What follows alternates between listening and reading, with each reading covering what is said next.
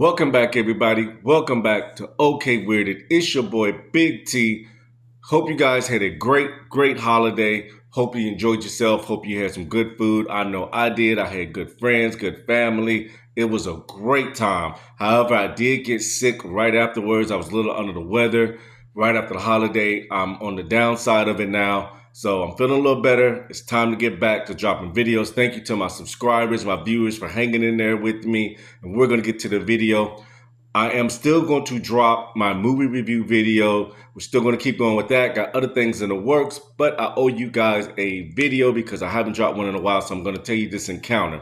This one, I was a police officer at a small town in Georgia, not the same one with the Pitbull Cemetery Department, but this was another department. Now, this particular incident that happened, police, as you know, respond to all types of things, one of them being alarms, commercial alarms, residential alarms. That's no mystery, that's no secret. This particular night, me and a couple of other officers responded to a residential alarm in a neighborhood that was a pretty nice neighborhood. It wasn't a brand new neighborhood. It's been in this town for a long time. Nice little single-story houses in this particular neighborhood. We responded to this alarm. This particular alarm, it activates. This one activated with the front door open. The alarm goes off. It's loud. And then it notifies the owner of the house, the one that set up the alarm system. We get there. Now, I'm going to use verbiage that's not politically correct some of the time because I just have to tell it the way the person at the residence was talking because it kind of helps with the story, okay? Bear with me. I know I'm not going to be politically correct on a couple of these things, but it goes with the story.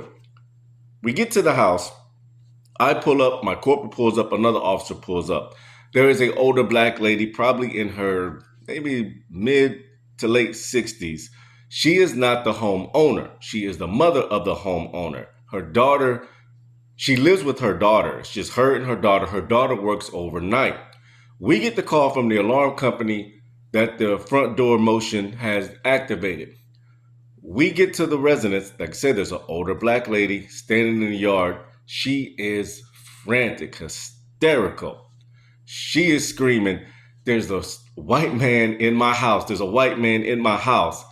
Please go check the house." At this time, we are getting a call from dispatch that says the homeowner, her daughter, has called because she got the notification that the alarm in her house has went off and she wants to check on her mother, of course.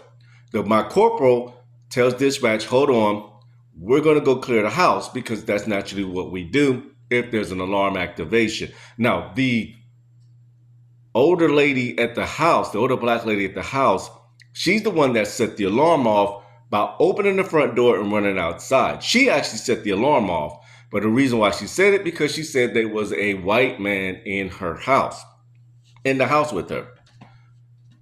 So naturally, I'm not going to explain all police procedure. I'm not going to explain exactly what police do to secure a scene, but you get the picture without me saying it. Me and the corporal, we go into the residence. Another officer stays outside with her, and he's kind of watching the perimeter, make sure nobody's sneaking around outside the house.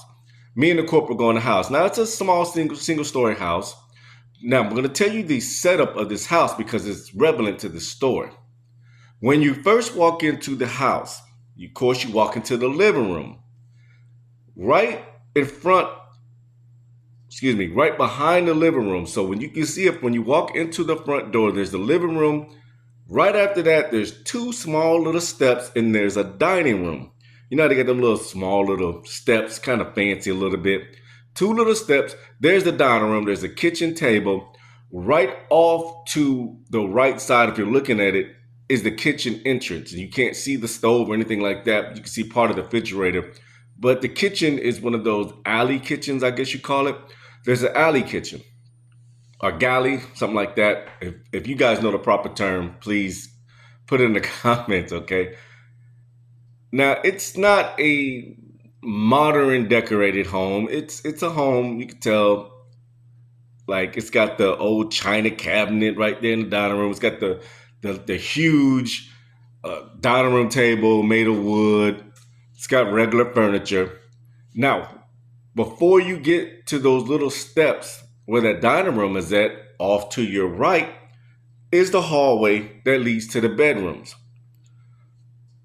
My corporal stands at the hallway. I quickly go in. I check, well, excuse me, off to your left is a door. That's a storage area.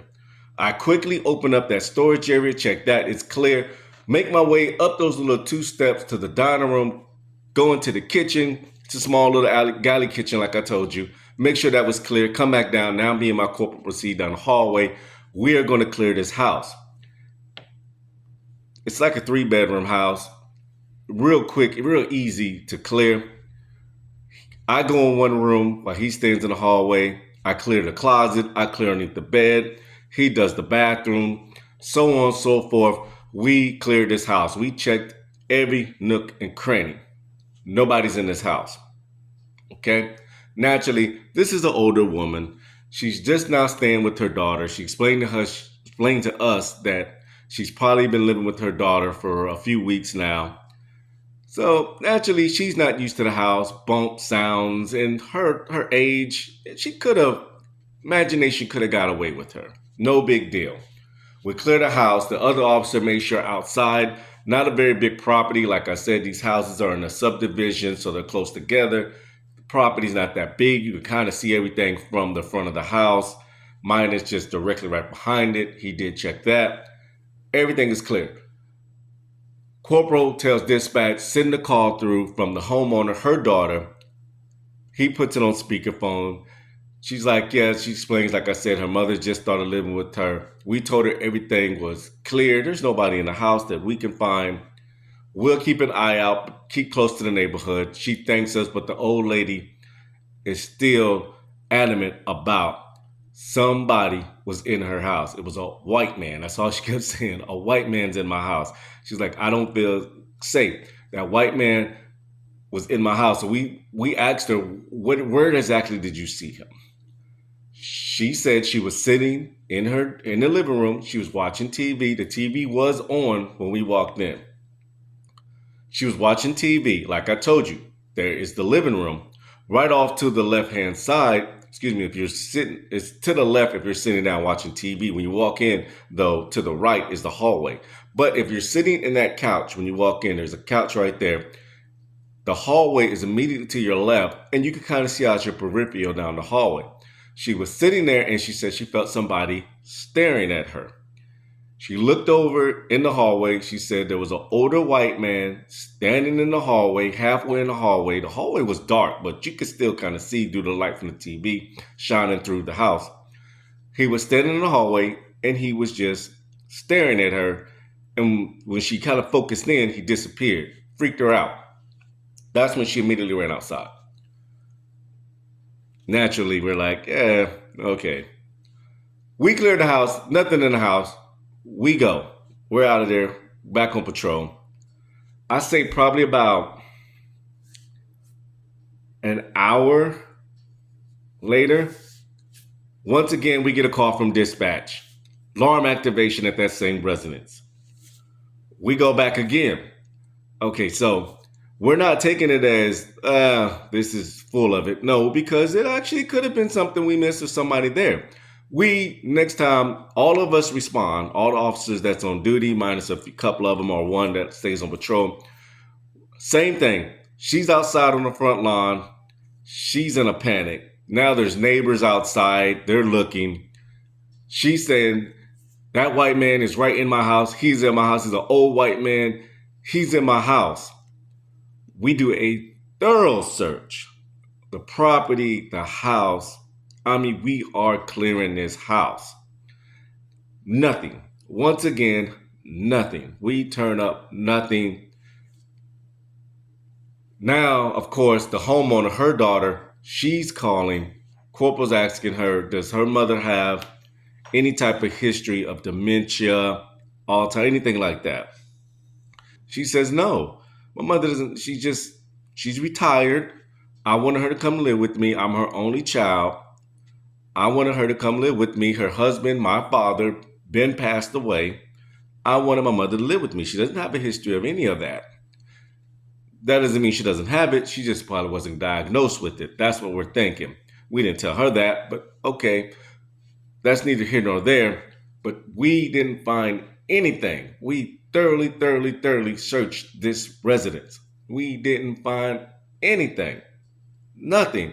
No indication anybody was in the house. All windows was locked. All doors was locked. We looked every nook and cranny a human being could possibly hide. Yes, we did go up into the attic space. It is hard to fit up there, but we went up there. We looked around. My corporal looked around. We found nothing anybody could hide. There was no signs of anybody in this residence but this older woman. That was it. Once again, we leave. We tell her, ma'am, there's nobody in your house. It's just you. Now, she wasn't watching a scary movie or anything like that. I think she was watching some late night daily show or whatever. I don't know. But she wasn't watching anything scary that her imagination could have flew away with her because of that. Now, we're back on patrol. I'm going to say probably about an hour and a half later. This incident first started at 8 o'clock. We responded. I think about 9:30 it happened again. Now about 10:30, 11 o'clock at night. Mind you, her daughter works overnight. Her daughter won't be home till probably, I think, like 6 in the morning or something like that, she said. We get another call from the alarm company saying front door in motion. The alarm has gone off. Now this time, my corporal radios me and tells me to respond with them. All other officers stay on patrol. Because yes, we do have to respond each and every time. We can't just say she's crying wolf and not respond. That's not the way law enforcement works.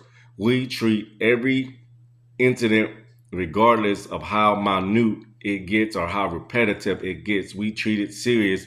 We got to respond. Now, does every officer need to respond each and every time? No. This time, my corporal just tells me to respond. Of course, we're both thinking this is just this old lady's dementia, probably starting for the first time. It's going to be virtually the same, but still got to send some officers. This time, we get there. Of course, she's on the front lawn again. She's just going off. You guys need to find this guy. You got to get him out my house. I don't even think this is a real person. Now she's getting into the spooky stuff. He just disappears. Every time I look directly at him, he disappears. I don't know what's going on. We get a call again from her daughter, the homeowner. The corporal answers the call. We haven't been in the house yet. She's talking about she's going to be on her way home because basically my corporal told her, ma'am, you need to come home. We can't keep responding. Something's going on with your mother. I don't know if it's a medical emergency. She said she doesn't need medical. She's not like anything medically, physically wrong with her. It could be mental. So calling EMS or anything like that probably won't help. We need to get her daughter there and have her daughter judge if she needs to take further steps for mental evaluation. That's what we're thinking. We're not really saying all this, but we told her you basically should come home. But until then, we'll call you back. Or you call us back, call dispatch back. We'll have dispatch call you.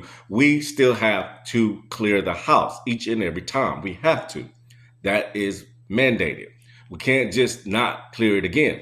But this time, my corporal goes, he tells me, hey, go in, clear the house. There's no need for both of us to go in there. I go into the house. Like I told you, the setup. You come into the house. There's the living room. Right behind the living room, 2 steps, there's the dining room with this big kitchen table. Off to the right of that is the galley kitchen. I go in, I immediately turn to go clear the bedrooms. I go to the bedrooms, I do all my checks in the bedrooms. There's nothing in the bedrooms, of course. I'm coming back down the hallway. Soon as you're about to get to the end of the hallway, because you can see the living room as you're coming. Soon as I get to about the end of the hallway, you can see that dining room with that big kitchen table out your peripheral. As I'm walking back, but I'm looking at that storage door because I know I got to clear it because I forgot to open that and clear that little storage room that somebody could be standing in. That's what I'm focusing on as I'm walking back down the hallway, and I'm thinking, oh my goodness, this is a waste of time. I could be somewhere sipping on an energy drink, relaxing. You know how it goes. Still got to do this small report on this. We have to do reports on any incident. It's a small one. As I'm walking down the hallway, looking at that door, out my peripheral vision, I catch that dining room, that table. This freaked me out.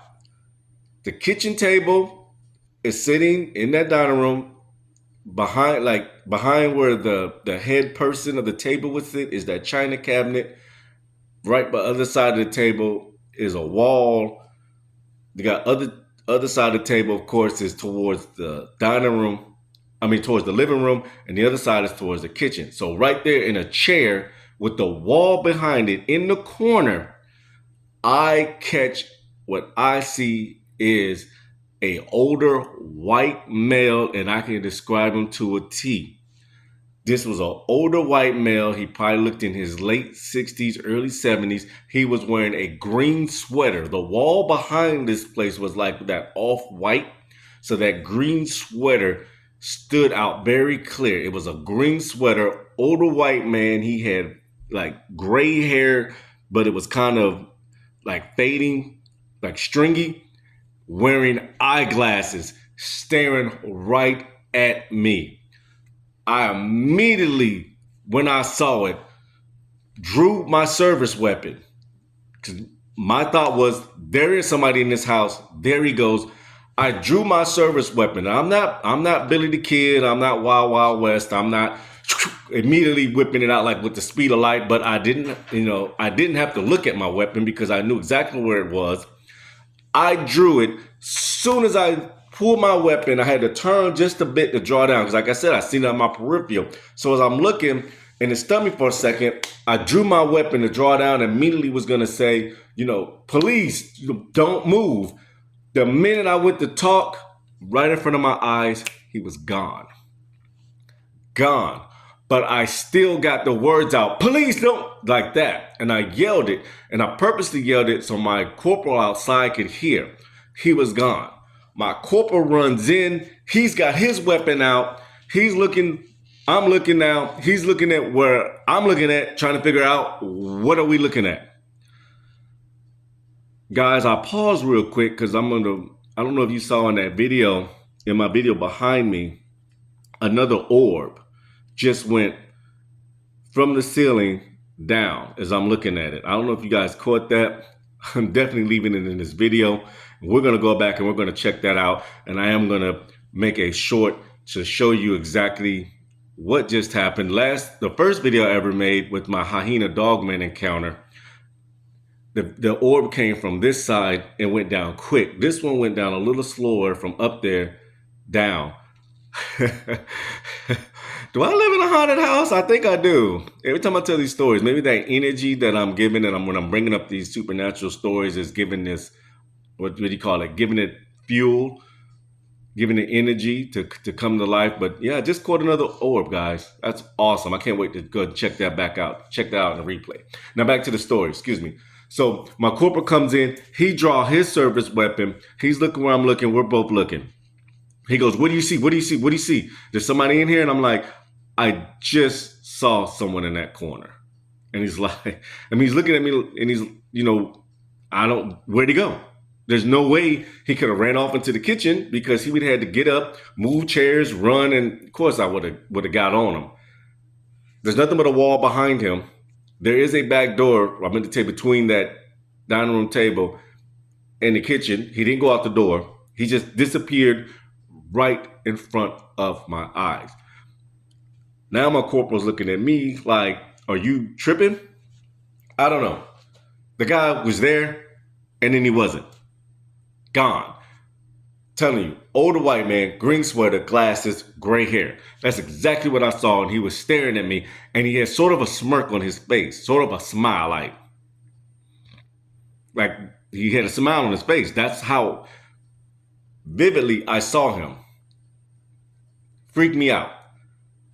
My corporal immediately puts away his service weapon. I am still drawing down. He's like, hey, put away your weapon. Put away my weapon. He asked me, "Are you sure you saw somebody?" I am sure. Now me and him searched the house more thorough. We're turning over everything. We're looking every single place, even places a person probably couldn't hide, because this guy could be triple jointed for all I know and can fit underneath a bathroom sink. We search, and search. Nothing.